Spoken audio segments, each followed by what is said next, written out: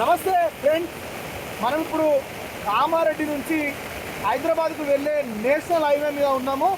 జంగంపల్లి వద్ద తీవ్రమైన వాతావరణ పరిస్థితుల వల్ల నిన్న రాత్రి నుంచి కురుస్తున్న భారీ వర్షాలకు నేషనల్ హైవే పూర్తిగా బ్లాక్ కావడం జరిగింది.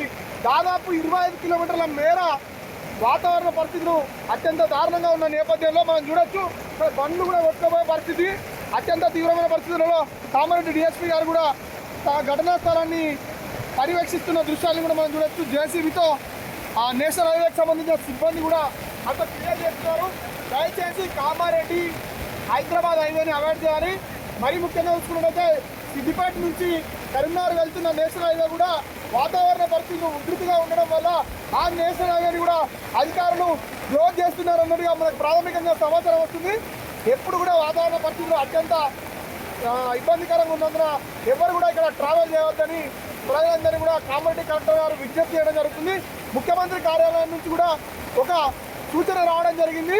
ఈ వాతావరణ పరిస్థితులు బాగాలేనందున దూర ప్రజలందరినీ బంద్ చేసుకొని ప్రజలందరూ ఇళ్లలో ఉండాల్సిందిగా కోరుతున్నాము.